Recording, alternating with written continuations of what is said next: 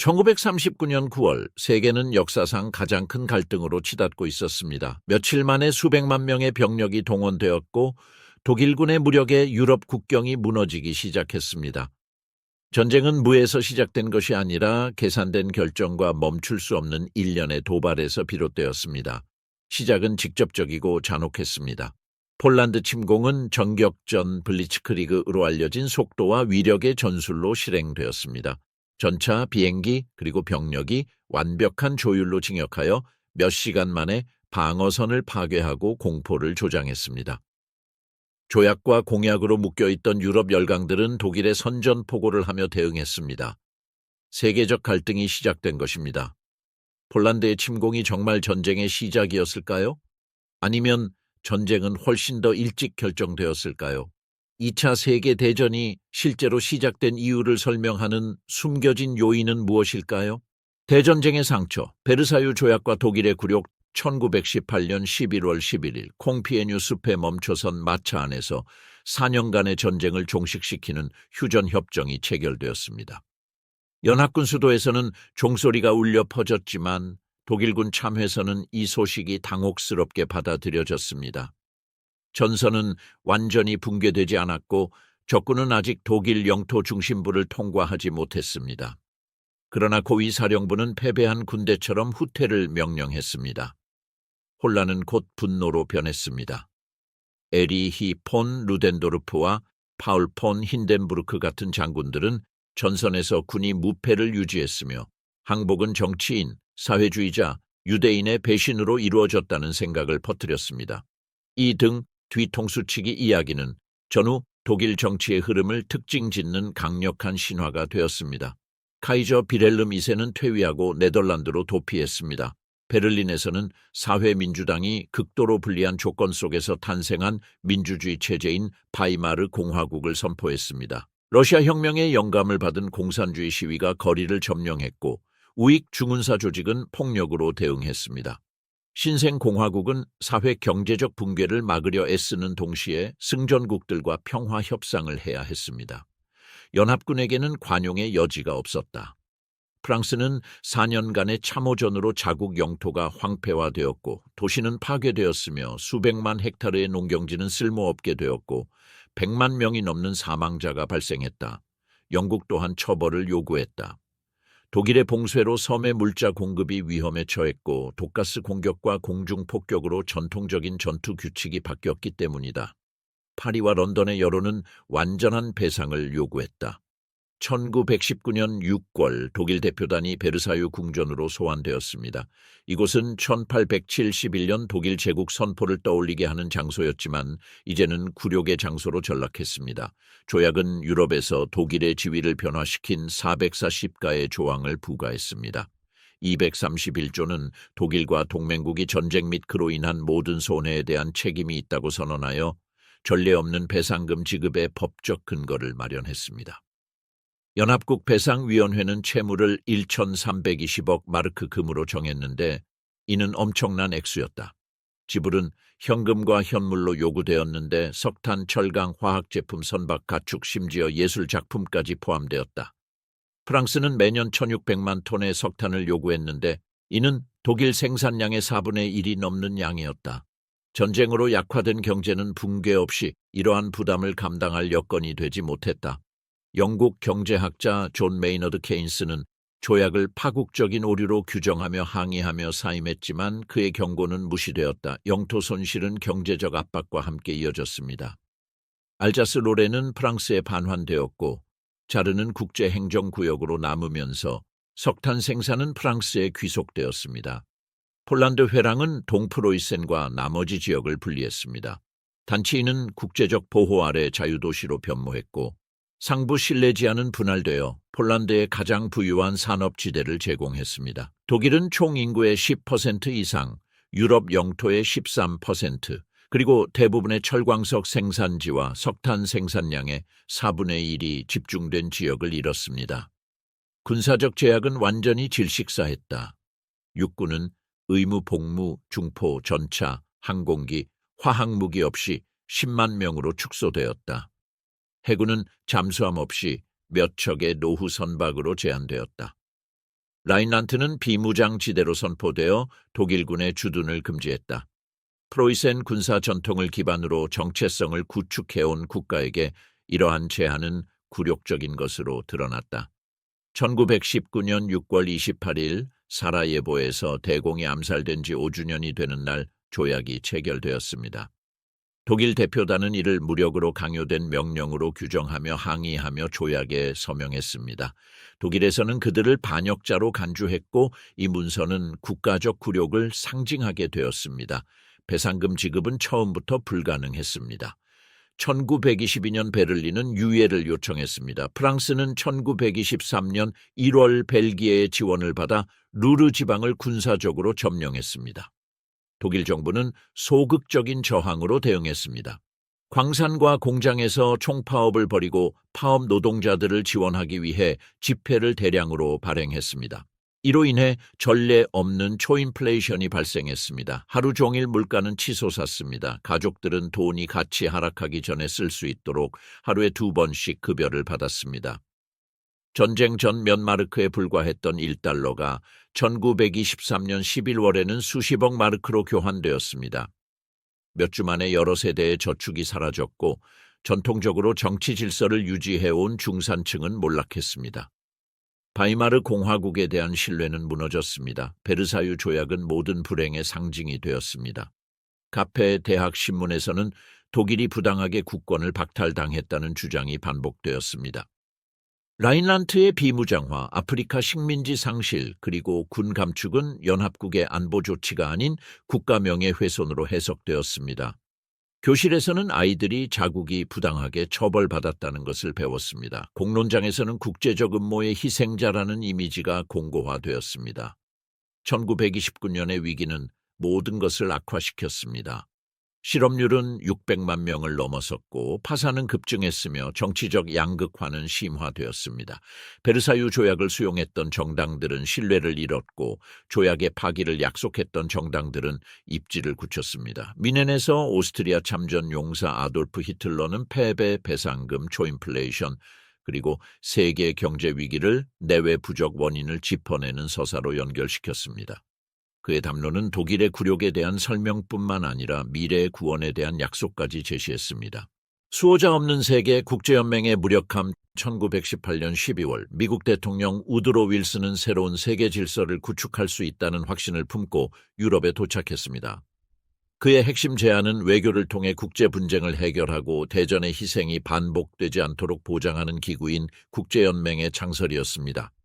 파괴로 지친 사회에서 이 아이디어는 희망으로 받아들여졌고 1920년에는 제네베 국제기구가 설립되었습니다. 이 기구의 임무에는 평화유지, 식민지, 위임 통치감독, 국제협력 증진이 포함되었습니다. 구조는 그 기원부터 심각한 한계를 드러냈습니다.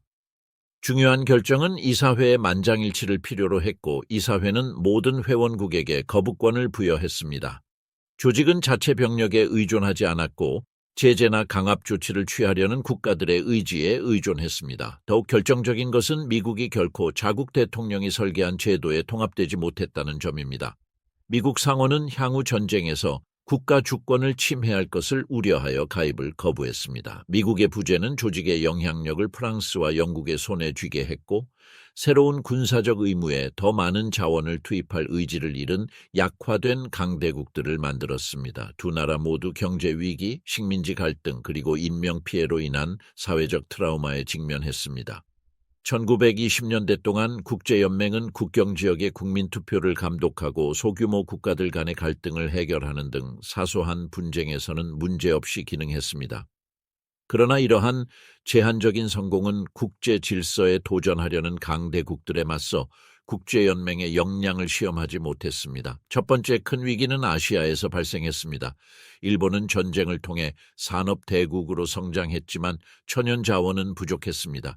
인구는 급속도로 증가했고 군사 계획가들은 석탄, 철, 석유, 식량 수입에 대한 의존은 지속 불가능하다고 판단했습니다. 러일 전쟁 이후 일본의 영향력 아래 철도가 건설되고 자원이 풍부한 만주 지역이 해결책을 제시하는 듯 했습니다. 1920년대에는 해당 지역에 주둔한 군 장교들이 도쿄의 민정에 대해 점차 자율성을 확보하며 활동했습니다. 1931년 9월 18일 일본 장교들은 묵덴 인근 철도에서 소규모 폭발을 조직하고 중국인 파괴 공작원을 고발하여 이를 구실로 삼아 도시를 점령했습니다. 몇 달 만에 일본군은 만주 전역을 장악하고 전 황제 푸이를 내세워 만주국을 괴뢰국으로 선포했습니다. 중국은 국제연맹에 호소했지만 반응은 더뎠습니다. 리튼경이 이끄는 위원회가 임명되었고 결론을 내리는데 1년 이상이 걸렸습니다. 그 사이 일본은 지배력을 강화했습니다. 1932년 10월에 발표된 보고서는 이 지역에 대한 일본의 이익을 인정했지만 침략은 자위권 행사로 정당화될 수 없다고 결론지었습니다. 1933년 2월 총회는 압도적인 찬성으로 보고서를 승인했습니다. 일본은 이에 대응하여 총회를 탈퇴했고 얼마 지나지 않아 국제연맹 자체도 탈퇴했습니다. 일본은 만주 관련 결의안을 수용하지 않겠다라고 선언했습니다. 국제연맹은 대응 역량 없이 처음으로 공개적으로 도전을 받았습니다. 프랑스와 영국 모두 아시아 무역에 영향을 미칠 수 있는 경제 제재를 가할 의향이 없었고 태평양 지역에서 군사 행동을 고려하는 것은 더더욱 용납할 수 없었습니다. 미국은 침략을 비난했지만 회원국이 아니었고 관망하는 입장에 머물렀습니다.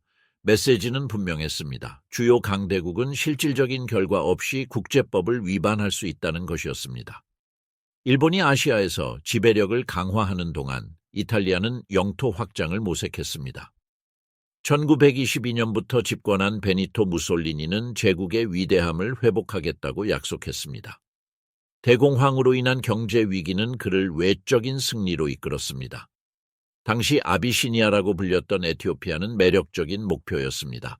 몇 안 되는 아프리카 독립국 중 하나였고 1923년부터 국제연맹 회원국이었으며 1896년 아드와 전투에서 이탈리아가 패배한 상징이었습니다. 1934년 12월 발왈에서 발생한 국경 충돌이 구실로 작용했습니다. 무솔리니는 사과를 요구하며 에리트레아와 이탈리아령 소말리아에서 20만 명이 넘는 병력을 동원하기 시작했습니다. 하일레 셀라시의 황제는 국제연맹에 직접 호소하며 집단 안보를 약속했습니다. 1935년 10월 이탈리아는 침공을 개시했습니다. 낡은 무기와 항공 전력이 없는 아비시니아 군대는 저항할 수 없었습니다. 이 작전은 겨자가스를 대량으로 사용하고 병원과 민간인을 폭격하는 것으로 특징 지어졌습니다. 1936년 5월 아디스아바바가 함락되고 이탈리아령 동아프리카가 선포되었습니다. 연맹은 만주에서보다 더 신속하게 행동하여 1935년 10월 침략을 규탄하고 경제 제재를 가했습니다. 그러나 조치는 불완전했습니다. 영국의 통제해서 석유 판매는 금지되지 않았고 수에즈 운하도 폐쇄되지 않았습니다. 그러한 조치는 전쟁을 마비시킬 수 있었지만 런던과 파리는 무솔리니가 히틀러와 더욱 긴밀한 동맹을 맺게 될 것을 우려하여 적용을 피했습니다. 결과는 마찬가지였습니다. 공격받은 또 다른 회원국은 효과적인 보호 없이 남겨졌습니다. 독일에서는 히틀러가 주의를 기울여 이를 따랐습니다. 1933년 1월 권력을 장악한 그의 계획에는 베르사유 체제의 파괴가 포함되었습니다. 같은 해 10월 독일은 국제연맹과 군축회의를 파기했습니다. 정권은 이미 조약을 위반하는 재무장 프로그램을 비밀리에 시작한 상태였습니다. 1935년 3월 히틀러는 루프트바페의 존재를 공개적으로 선언하고 의무 복무제를 재도입하여 군대 규모를 55만 명으로 확대했습니다. 1936년 3월 라인란트 재무장으로 결정적인 시험대가 찾아왔습니다. 독일군 3가의 대대가 베르사유 조약과 로카르노 조약을 위반하며 라인강을 건넜습니다. 이는 계산된 위험이었습니다. 독일군은 열세에 있었고 프랑스가 군사적으로 대응할 경우 철수하라는 명령을 받았습니다. 그러나 정치적 위기에 처한 파리는 아무런 대응도 하지 않았습니다. 영국은 독일이 자국 영토에 대한 통제권만 회복했다고 생각했습니다. 국제연맹은 구체적인 행동 없이 구두로만 비난했습니다. 순서는 명확했다. 일본은 만주를 점령했고 이탈리아는 에티오피아를 정복했으며 독일은 라인란트를 군사화했다. 국제연맹은 각 사건을 규탄했지만 행동에 나서지는 않았다. 침략자들은 집단 안보 체제에 무력이 부족하다는 것을 입증했다. 세계는 효과적인 수호자 없이 방치되었고 10년은 새로운 전쟁으로 치닫고 있었다. 독재자들의 부상, 히틀러, 무솔리니 그리고 일본 바이마르 공화국은 1920년대 후반 미국 자본의 유입으로 독일 산업 회복을 뒷받침하며 어느 정도 안정을 이루었습니다. 공장들은 생산을 재개했고 실업률은 감소했으며 극단주의 정당들은 물러났습니다. 그러나 이러한 회복은 취약한 기반과 국제사회의 안정에 의존했습니다. 1929년 10월 29일 뉴욕 증권거래소 붕괴는 독일에 특히 심각한 영향을 미친 세계적 위기를 촉발했습니다. 미국의 갑작스러운 신용인출은 산업을 마비시키고 은행은 파산했으며 실업률은 전례 없는 수준으로 치솟았습니다. 몇 년 만에 수백만 명의 독일인이 일자리와 저축을 잃었습니다. 사회적 절망은 급진적인 담론을 위한 비옥한 토양을 제공했습니다. 1차 세계대전 참전 용사였던 오스트리아 출신 아돌프 히틀러는 이러한 상황을 잘 활용했습니다. 1923년 미넨 쿠데타 시도가 실패한 후 그는 잠시 감옥에 갇혔고 그곳에서 그의 첫 번째 책을 썼습니다. 나의 투쟁근은 이 책에서 반유대주의, 극단적 민족주의, 그리고 동유럽의 생활공간 이론을 결합한 이념 프로그램을 제시했습니다. 그의 견해에 따르면 1918년의 패배는 유대인 마르크스주의자 그리고 공화주의 정치인들의 내부 음모의 결과였습니다. 1924년 석방된 히틀러는 합법적 수단을 통한 권력 장악이라는 전략해 국가사회주의당을 재편했습니다. 조직은 엄격한 위계 구조와 다양한 사회 계층을 위한 보조 조직으로 구성되었습니다. 에른스트 램이 지휘하는 국가사회주의당 SA은 대규모 중운사 조직으로 통합되어 거리의 반대자들을 위협하는 데 활용되었습니다. 동시에 요제프 괴벨스는 집회를 깃발, 횃불, 군복을 앞선 정교한 연출로 승화시키는 선전 기법을 완성했습니다. 1930년대 초의 위기는 나치즘의 매력을 배가시켰습니다. 히틀러는 실업자에게 일자리를, 베르사유 조약의 굴욕감을 느낀 사람들에게 존엄을, 그리고 공산주의에 대한 두려움에 맞서 질서를 약속했습니다. 나치당은 빈곤한 중산층과 전통 좌패 환멸을 느낀 노동자 계층의 지지를 얻었습니다. 1930년 9월 선거에서 나치는 주변부 대표에서 의회 2인자로 부상했습니다. 1932년 7월에는 절대 다수는 아니지만 1위를 차지했습니다. 1933년 1월 파울 폰 힌덴부르크 대통령이 히틀러를 총리로 임명하면서 정치적 위기가 해소되었습니다. 그 순간부터 새 정부가 급속도로 발전했습니다. 2월 제국의회 방화 사건은 자유를 박탈하고 수천 명의 공산주의자들을 투옥하는 구실로 작용했습니다. 3월에는 수권법이 제정되어 총리에게 독재 권력을 부여했습니다. 몇 달 만에 야당은 금지되었고 노조는 해체되었으며 정치활동은 나치의 통제에 종속되었습니다. 정권 공고화는 중앙집권적인 억압기구에 의해 유지되었습니다. 하인리히 힘러가 이끄는 게슈타포는 모든 사회 계층을 감시하는 조직을 구축했습니다. 정치적 반대자들을 위한 최초의 강제 수용소가 문을 열었고 1935년에 뉘른베르크 법은 유대인에 대한 인종차별을 제도화했습니다. 동시에 괴벨스가 내각에서 지휘한 나치 선전은 언론을 독점하고 총통을 미화하며 지도자에 대한 충성심을 절대적인 원칙으로 전환했습니다. 경제회복은 정권의 정통성을 강화했습니다. 고속도로 건설과 같은 대규모 공공사업은 실업자들을 흡수했습니다. 비밀리에 그리고 그 후 공개적인 재무장은 전략산업의 활력을 불어넣었습니다. 몇 년 만에 실업률은 급격히 감소했고 많은 사람들이 이러한 개선을 히틀러의 정책 덕분이라고 생각했습니다. 독일이 전체주의 독재 국가로 전락하는 동안 이탈리아는 이미 10년 전에 그 길을 걷고 있었습니다. 베니토 무솔리니는 의회 제도를 마비시킨 파업과 정치적 폭력을 겪은 후 1922년 10월 권력을 장악했습니다. 효과적인 군사작전이라기보다는 선전에 가까웠던 로마 진군으로 인해 비토리오 에마누엘레 3세는 그에게 정부 구성을 맡겼습니다. 무솔리니는 집권 후 민주주의 제도를 점진적으로 해체했습니다.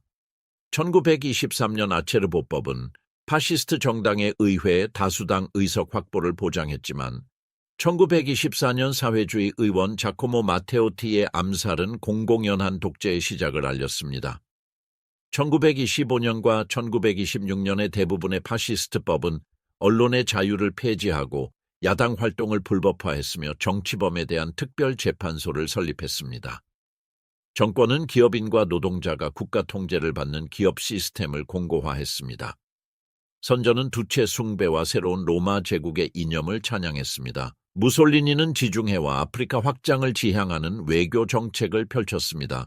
1935년 에티오피아 침공은 아드와 패배에 대한 복수이자 국제 무대에서 새로운 파시스트 세력의 등장을 확인하는 것으로 묘사되었습니다.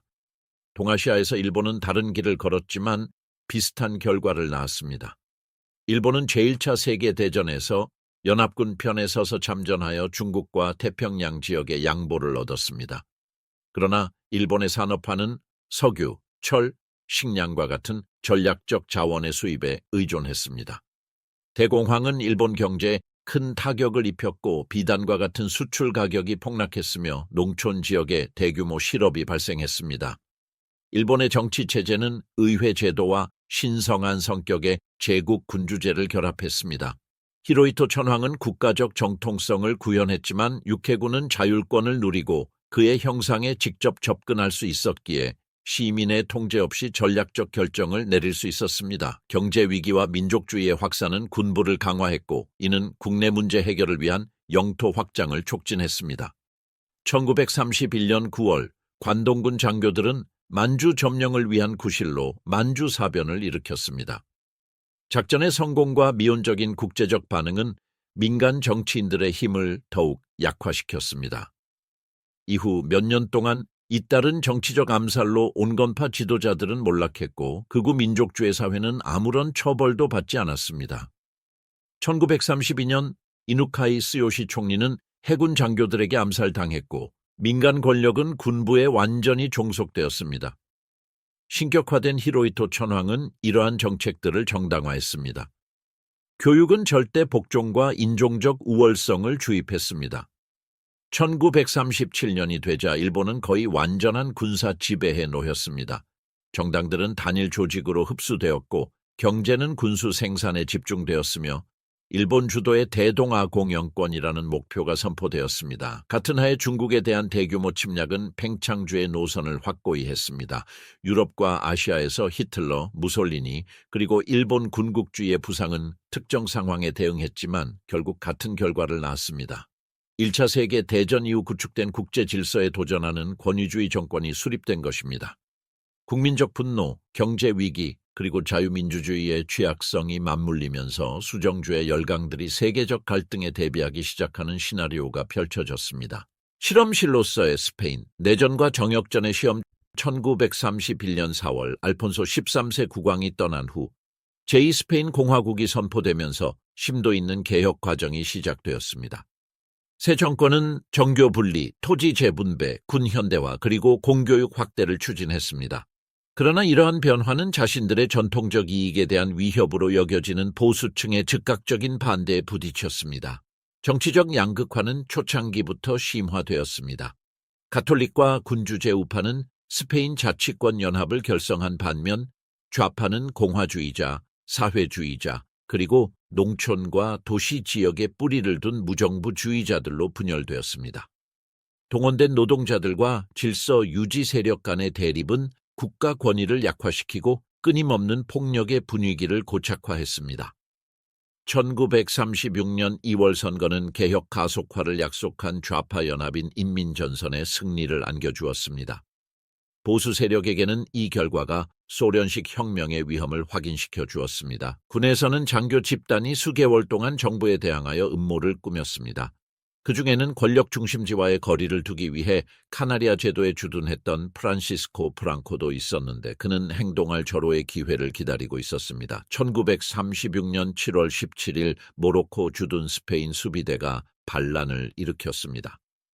다음 날 프랑코가 봉기에 가담했고 스페인은 두 지역으로 분열되었습니다. 공화파는 마드리드, 바르셀로나, 발렌시아 그리고 북부 산업지구 대부분을 장악했고 민족주의파는 반도 중부와 남부의 넓은 지역을 장악했습니다. 프랑코의 상황은 매우 위태로웠습니다. 그의 최전계 병력인 모로코 정규군과 군단병들은 아프리카에서 공화국 해군에 의해 봉쇄되었습니다.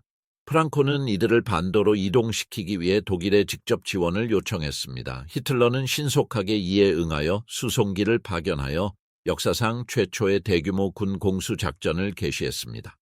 이 작전을 통해 수천 명의 병력을 세비야로 이동시키고 남부 전선을 통합할 수 있었습니다. 독일의 개입은 전략적 이해관계에 따른 것이었습니다. 분쟁은 현대식 무기를 전투에서 시험하고 장교를 양성하고 지중해 동맹국을 만들 가능성을 제공했습니다. 이러한 목표를 위해 베를린은 메서슈미트 BF-109대의 전투기, 융커스 주 87대의 급강하 폭격기, 그리고 전술 관측 부대를 통합한 콘도르 군단을 파견했습니다. 이 부대들은 근접 항공 지원 기술, 선택적 폭격, 그리고 이후 폴란드와 프랑스에서 적용될 심리전을 시험했습니다. 가장 중요한 공격은 1937년 4월 26일 게르니카에서 발생했습니다. 독일과 이탈리아 공군은 몇 시간 동안 바스크 도시를 폭발물과 소위탄으로 폭격했습니다. 목표는 군사적인 것이 아니라 실험적이었습니다. 도시 파괴 방법을 시험하고 공중 테러가 민간인에 미치는 영향을 측정하는 것이었습니다. 결과는 면밀히 연구되었고 정역전 교리의 기초로 사용되었습니다. 이탈리아 또한 대대적으로 개입했습니다. 무솔리니는 수만 명의 정규군과 포병, 기갑부대, 그리고 수백 대의 비행기로 구성된 의용군 코르포 트루페 볼론타리에를 파견했습니다. 이탈리아의 참전은 독일과 유사한 목표를 추구했습니다. 병력 훈련, 전쟁 물자 검증, 지중해 지역 거점 강화였습니다.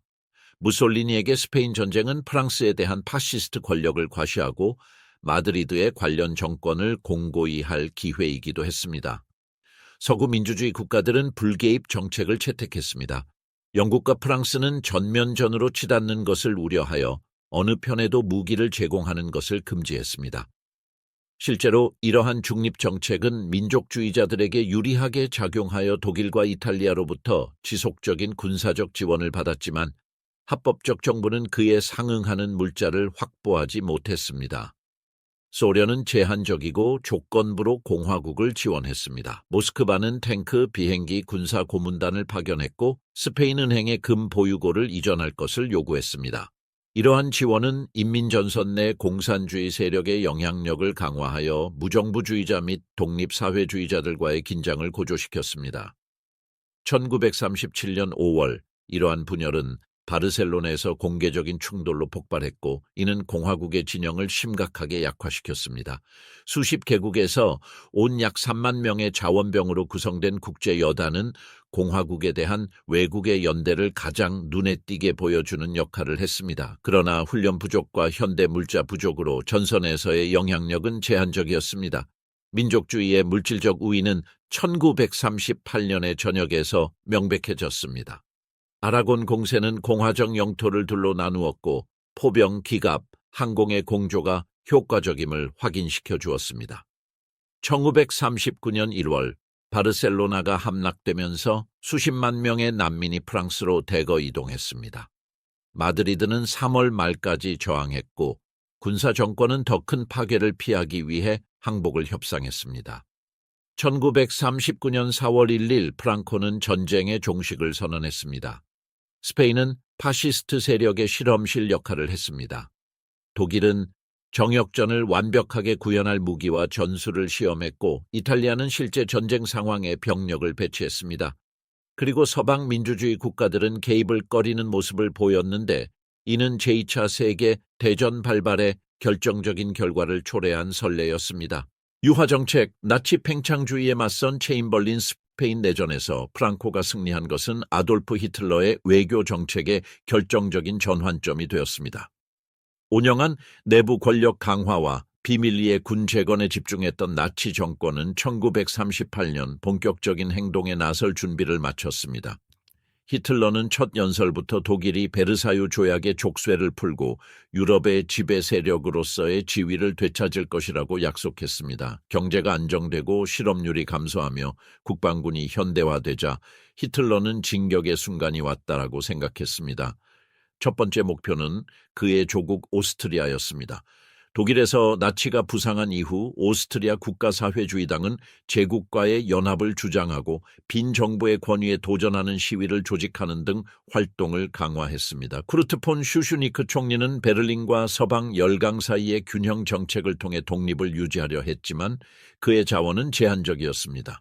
독일의 압력은 매달 커졌고 1938년 2월 슈슈니크는 베르히테스가덴으로 소환되었고 히틀러는 그의 알프스 별장에서 그를 맞이했습니다. 이 회담은 사실상 최후 통첩이었다. 히틀러는 오스트리아 정부의 나치를 편입시키고 국가사회주의 정당의 정치 활동에 완전한 자유를 보장하며 빈의 외교 정책을 베를린의 외교 정책에 종속시킬 것을 요구했다. 슈슈니크는 부분적으로 이를 받아들였지만 귀국 후 정치적 영향력 회복을 위해 노력했다. 3월 9일 그는 오스트리아의 미래를 결정하기 위한 국민투표를 발표했다. 3월 13일 협의가 예정되었고 독립을 지지하는 질문들이 제시되었다. 자유롭고 독립적이며 사회적이며 기독교적인 오스트리아를 지지하십니까? 히틀러는 즉각 반응했습니다. 3월 11일 그는 협의 취소와 슈슈니크의 사임을 요구하는 최후 통첩을 내렸습니다. 슈슈니크가 이를 거부하자 독일군은 국경을 넘으라는 명령을 받았습니다. 3월 12일 1938명의 국방군이 군사적 저항 없이 오스트리아에 진입했습니다. 빈거리는 히틀러를 응원하는 군중으로 가득 찼지만 눈에 띄는 열광이 반드시 전체 인구를 대변하는 것은 아니었습니다. 다음 날 히틀러는 공식적으로 합병을 선포했습니다. 안슐루스는 700만 명의 주민과 중앙은행의 금 보유고를 포함한 귀중한 경제 자원을 제국에 편입하는 조치였습니다. 히틀러가 막았던 국민투표는 어쨌든 축하받았지만 독일의 통제 해서였다. 찬성표를 선호하는 투표 용지와 위협적인 분위기 속에서 공식 결과는 99%의 연합 지지를 선언했다. 해외에서의 반응은 미미했다. 프랑스와 영국은 공식적으로 항의했지만 실질적인 조치는 취하지 않았다. 체인벌린은 의회에서 독일과 오스트리아의 연합은 비록 기존의 방식을 비판했지만 통합을 불가피하게 만든 역사적 연관성에 따른 것이라고 선언했다. 국제사회의 수동성은 히틀러에게 단 한 발의 총도 쏘지 않고 유럽 지도를 바꿀 수 있다는 분명한 신호를 보냈다. 다음 단계는 체코슬로바키아였습니다. 제1차 세계대전 이후 체코슬로바키아, 헝가리 그리고 독일 국민들을 하나로 묶은 국가가 탄생했습니다. 주데텐 국경 지역에는 오스트리아, 헝가리, 제국 붕괴 이후 오스트리아와 분리되어 살았던 300만 명이 넘는 독일인들이 살고 있었습니다. 히틀러는 이들을 억압받는 공동체로 묘사하며 주데텐 독일당 지도자 콜라트 헬라인에게 자치권 요구를 강화하고 자행되는 차별을 규탄하도록 독려했습니다. 1938년 봄과 여름 베를린은 점차 압력을 가했습니다. 히틀러는 자결권을 옹호하고 주데텐 지역 독일인들이 제국에 편입될 권리를 주장하는 연설을 했습니다. 헨라인이 조직한 시위는 지역을 불안정하게 만든 폭동으로 변질되었습니다. 한편 체코슬로바키아 대통령 에드바르트 베네시는 자치권 양보를 제안하며 시간을 벌려고 했지만 영토 할양은 거부했습니다. 체코슬로바키아는 서류상으로는 탄탄한 방어선을 갖추고 있는 것처럼 보였습니다. 군대는 잘 훈련되고 무장되어 있었고 수데텐 요새는 유럽에서 가장 현대적인 요새로 여겨졌으며 프랑스와 소련과는 군사동맹을 맺고 있었습니다. 그러나 정치적 상황은 체코슬로바키아의 입지를 약화시켰습니다. 프랑스는 전쟁 위험을 감수하고 싶어 하지 않는 단기 정부들 때문에 만성적인 불안정을 겪었습니다. 소련은 스탈린식 숙청을 통해 적군 장교들의 상당수를 제거했습니다. 그리고 체인벌린의 지도 아래 영국은 어떤 대가를 치르더라도 평화를 유지하는 것이 필수적이라고 확신했습니다. 1938년 9월 체인벌린은 직접 개입하기로 결심했습니다. 69세의 나이에 그는 베르히테스가덴에서 히틀러를 만나기 위해 처음으로 비행기에 올랐습니다. 독일 지도자는 자신의 유일한 영토적 야망은 수데텐 합병뿐이라고 단언하며 그 요구가 충족되면 더 이상 유럽에 대한 권리를 주장할 수 없다고 약속했습니다. 체인벌린은 전쟁을 피할 방법을 찾았다고 확신하며 귀국했습니다. 바로 체코슬로바키아의 나머지 지역에 대한 보장을 대가로 독일의 수데텐 지역을 부여하는 것이었습니다. 영국 총리는 프랑스 총리 에두아르 달라디에와 함께 베네시에게 할양을 받아들이도록 압력을 가했습니다. 체코슬로바키아 대통령은 저항을 시도했지만 동맹국의 군사적 지원 없이는 실질적인 기동력을 확보할 수 없었습니다. 그러나 9월 22일 바트고데스베르크에서 열린 두 번째 회담에서 히틀러는 입장을 더욱 공고히 했습니다. 그는 독일군이 수데텐란트를 즉시 점령할 것을 요구하고 체코슬로바키아 영토에 대한 폴란드와 헝가리의 새로운 영유권을 주장했습니다. 위기는 더욱 심화되었습니다. 체코슬로바키아는 총동원령을 선포했고 프랑스는 부분적으로 군대를 동원했으며 영국 해군은 경계 태세에 돌입했습니다. 며칠 동안 유럽은 전면전 직전의 상황처럼 보였습니다. 이러한 상황에서 베니토 무솔리니는 국제회의를 제안했습니다. 9월 29일 민헨에서 히틀러, 체인벌린, 달라디에 그리고 무솔리니가 참석한 회의가 열렸습니다. 체코슬로바키아는 초대받지 못했고 소련은 의도적으로 배제되었습니다. 9월 30일 새벽에 체결된 협정은 독일이 수데텐란트를 즉시 점령하도록 허용했고 폴란드와 헝가리도 영토를 양보하기로 했습니다. 그 대가로 히틀러는 유럽에서 새로운 영토 야망을 갖지 않겠다는 선언문에 서명했습니다. 체인벌린은 히틀러와 서명한 문서를 보여주며 런던으로 돌아와 우리 시대의 평화를 이뤘다는 그의 유명한 말을 외쳤다. 그는 외견상 외교적 성공을 축하하는 군중의 환영을 받았다. 그러나 웨스트민스터에서 윈스턴 처칠과 같은 인물들은 합의를 허황된 평화를 위해 민주적 동맹을 희생하는 항복으로 규탄했다. 독일의 주데텐란트 점령은 합의된 일정에 따라 진행되었습니다. 독일군은 10월 1일부터 10일까지 이 지역에 진입하여 주요 도시들을 점령하고 국경 요새를 해체했습니다. 체코슬로바키아는 인구의 약 3분의 1과 중공업의 약 35%를 잃었습니다. 전략적으로 볼 때 체코슬로바키아는 무방비 상태로 남았습니다. 히틀러는 외교적 승리를 완벽하게 거머쥐었다. 전쟁 위협과 온건한 약속을 통해 그는 전투에 의존하지 않고도 영토 확장을 정당화하는 데 성공했다. 제한된 양보를 통해 평화를 유지하려는 유화 정책 덕분에 그는 전략적 지역을 편입하고 국제적 입지를 강화할 수 있었다. 그러나 휴전은 덧없는 것으로 판명되었습니다. 불과 5개월 후인 1939년 3월 히틀러는 민헨 협정의 가치가 없음을 증명했습니다.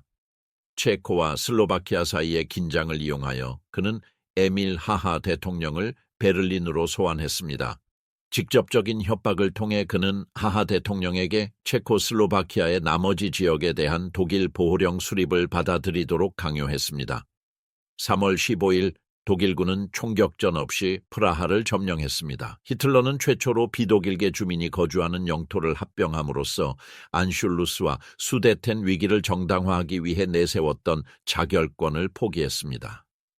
체코슬로바키아의 완전 점령은 그의 야망의 본질을 드러냈습니다. 그의 야망은 흩어진 독일 민족을 재통합하는 것이 아니라 나치 지배하에 대륙 제국을 건설하는 것이었습니다. 악마들의 협정, 히틀러와 스탈린이 유럽을 분할하다 1939년 3월 독일의 프라하 점령은 유럽 정치에 결정적인 전환점을 가져왔습니다. 불과 6개월 전 뮌헨에서 내놓은 약속은 일시적인 책략에 불과했고 독일의 보장에 대한 신뢰는 완전히 무너졌습니다. 서방 민주주의 국가들은 처음으로 유화 정책이 실패했음을 인정했습니다. 새로운 유럽 분쟁의 가능성은 더 이상 가설이 아니라 당장 눈앞에 닥친 일로 여겨졌습니다. 3월 31일 독일군이 프라하에 입성한 지 2주도 차에 되지 않아 네빌 체인벌린은 하원에서 영국과 프랑스가 폴란드의 독립을 보장한다고 발표했습니다. 이 선언은 제1차 세계대전 이후 대륙에 대한 직접적인 군사 개입을 회피해온 영국의 신중 노선에 대한 근본적인 변화를 의미했습니다. 그러나 이 전환에는 극복할 수 없는 모순이 있었습니다. 서방 강대국들은 폴란드의 공격에 대비하여 실질적인 방어 수단을 갖추지 못했습니다. 지리적 조건 때문에 폴란드는 새로운 동맹국들과는 완전히 고립된 국가가 되었습니다. 프랑스나 영국과는 국경이 없었고 독일 공군과 해군이 장악하고 있는 발트해를 통해서만 직접적인 지원을 받을 수 있었습니다. 소련을 통과하는 육로는 바르샤바와 모스크바의 관계가 상호 불신으로 점철되어 있었기 때문에 더욱 문제가 되었습니다. 1920년 폴란드 소련 전쟁의 기억은 어떤 추상적인 위협보다 더 중요했습니다. 붉은 군대가 바르샤바 성문에 도착했던 기억은 모스크바가 베를린만큼 위험하다는 확신을 더욱 굳건히 했습니다. 폴란드군 총사령관 에드바르트 리츠 시미그위 원수는 어떤 상황에서도 폴란드는 소련군의 폴란드 영토 진입을 허용하지 않을 것이라고 선언하며 이를 분명히 했습니다. 1939년 봄 영국과 프랑스 외교관들은 독일을 봉쇄하기 위해 소련과 협정을 체결하려 했습니다. 그러나 협상은 지지부진하고 결정적인 결과를 내지 못했습니다. 모스크바는 독일의 위협에 대비하여 어떤 협정이든 발트 3국과 폴란드에 대한 소련의 개입권을 포함해야 한다고 요구했습니다. 이러한 조건은 바르샤베에게는 받아들일 수 없었고 러시아 제국의 일부였던 지역에 대한 스탈린의 정원을 두려워했던 영국과 프랑스에게는 받아들이기 힘든 것이었습니다. 서방 대표단의 태도는 불신을 더욱 심화시켰습니다. 영국과 프랑스 대표단은 배를 타고 모스크바로 이동했는데 도착하는 데 며칠이 걸렸고 정부를 대표할 충분한 권한이 없었습니다. 소련은 이러한 행동을 진지함의 부족으로 해석하고 서방의 느린 대응을 이전 위기에서 독일이 보였던 외교적 속도와 비교했습니다. 모스크바에 주입된 인상은 민주주의 강대국들이 소련이 최종 전쟁의 주도권을 쥐기를 바라는 반면 자신들은 거리를 두고 있다는 것이었습니다. 이러한 맥락에서 스탈린은 전략적 전환을 모색하기로 결정했습니다. 5월 3일 그는 서방 정책에 대한 접근 방식을 공유했던 외무위원 막심 리트비노프를 교체하고 절대적인 신뢰를 얻고 훨씬 더 실용적인 인물인 벼체슬라프 몰로토프를 임명했습니다. 이러한 변화는 모스크바가 히틀러와의 관계를 진지하게 고려할 의향이 있음을 분명히 보여주었습니다. 스탈린에게 독일과의 조약은 즉각적인 이점을 제공했습니다. 1930년대 후반 숙청으로 숙련된 장교단의 상당수가 제거되면서 약화된 적군 현대화를 완료할 시간을 벌 수 있었기 때문입니다. 또한 차르 제국의 영토였던 동부 폴란드, 발트 3국 핀란드, 베사라비아를 회복할 가능성도 열었습니다. 초기 접촉은 상업적 협정의 형태로 이루어졌습니다. 독일은 소련이 풍부하게 공급할 수 있는 석유, 곡물, 면화, 금속이 필요했습니다. 그 대가로 모스크바는 산업기계와 군사기술을 원했습니다. 히틀러가 이미 폴란드 침공을 겨울 전에 시작해야 한다고 결정했던 1939년 여름 대화는 빠르게 진전되었습니다. 군사계획은 양면 전쟁의 위험을 무력화해야 했고 이를 위해서는 소련의 수동성을 확보하는 것이 필수적이었습니다. 1939년 8월 23일 독일 외무장관 요아힘 폰 리벤트로프가 모스크바에 도착하여 몰로토프와 함께 불가침 조약에 서명했습니다. 런던 및 파리와의 협상은 인색했지만 절차는 매우 신속했습니다. 조약에는 공개 조항과 비밀 의정서가 포함되었습니다. 공식적으로는 양측이 서로를 공격하지 않고 공격할 가능성이 있는 제3국을 지원하지 않기로 약속했습니다. 비밀리에 동유럽을 여러 세력권으로 분할하는 내용이 명시되었습니다. 의정서에 따르면 폴란드는 대략 나레프강, 비스툴라강, 산강을 따라 이어지는 선을 따라 분할될 예정이었습니다. 에스토니아, 라트비아, 핀란드는 소련의 영향권에 남았고 리투아니아는 처음에는 독일에 귀속되었으나 이후 경계 설정은 수정되었습니다. 루마니아도 분쟁에 참여했으며 베사라비아 지역은 소련의 관할 지역으로 지정되었습니다. 실제로 히틀러와 스탈린은 서방 열강에 참여 없이 폴란드를 파괴하고 중부 유럽 지도를 재정해야 하는데 합의했습니다. 조약은 세계 여론을 놀라게 했습니다. 수년 동안 나치즘과 공산주의는 절대적인 이념적 적대자로 자처해왔습니다. 파시즘을 최대의 위협으로 규탄했던 유럽 공산당들은 모스크바로부터 하룻밤 사이에 담론을 바꾸고 임박한 전쟁을 제국주의 열강 간의 갈등으로 묘사하라는 명령을 받았습니다. 히틀러에게 조약은 그가 계획했던 군사작전의 주요 장애물을 제거했습니다. 스탈린에게 조약은 즉각적인 비용 없이 영토 확장의 기회를 의미했습니다. 1939년 9월 1일 독일은 백색 작전 폴웨이스이라는 이름으로 폴란드 침공을 개시했습니다. 새벽부터 루프트바페는 폴란드 공군 기지, 기차역, 도시들을 폭격했습니다. 독일군은 여러 방향에서 침투했습니다. 북부 집단군은 동프로이센에서 바르샤바와 폴란드 회랑을 향해 진격했고, 남부 집단군은 실레지아와 슬로바키아에서 크라쿠프와 루블린을 향해 진격했습니다.